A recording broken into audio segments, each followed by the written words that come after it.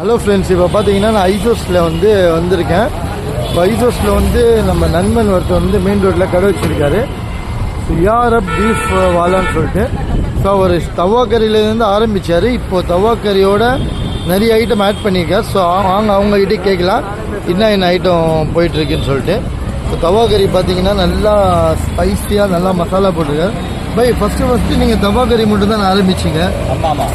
அப்புறமா என்னென்ன ஐட்டம் போடுறீங்க இப்போ?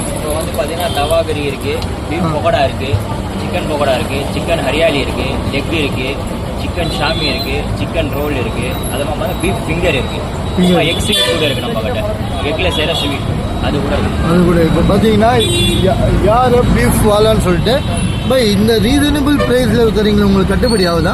கட்டுப்படி அல்ஹம்துலில்லாஹ். ஸோ நல்லா கஸ்டமர் நிறைய பேர் இருக்காங்க. ரெகுலர் கஸ்டமர் இருக்கிறாங்க. மெயின் நம்ம தவா கறி தான். ஸோ நல்லா மசாலா தான் பார்த்தேன், குவாலிட்டி நல்லா இருக்கு. ஆனால் ப்ரைஸ் ரொம்ப ரீசனபிளாக இருக்கு. உங்களுக்கு கட்டுப்படி ஆகுதா? அல்ஹம்துலில்லாஹ். ஸோ பார்த்தீங்கன்னா வியூவர்ஸ், இப்போ இவர் சொல்லியிருப்பார். ஸோ இந்த எல்லா ஐட்டமும் இவர் போடுறாரு. ஸோ நல்லா குவாலிட்டியாக தர்றாரு. ஸோ ரீசனபிள் ப்ரைஸில் தர்றாரு. ஸோ கண்டிப்பாக இந்த பக்கம் வந்தீங்கன்னா ஆப்போசிட்டில் அல்ட் மதீனா சொல்லிட்டு இருக்குது. அதுக்கு ஆப்போசிட்டில் ஒரு கடை இருக்குது, யாரப் பீஃப் வாலான்னு சொல்லிட்டு. ஸோ விசிட் பண்ணுங்கள். ஸோ மறக்காமல் நம்ம சேனலுக்கு சப்ஸ்கிரைப் பண்ணுங்கள், லைக் பண்ணுங்கள், கமெண்ட்ஸ் பண்ணுங்கள்.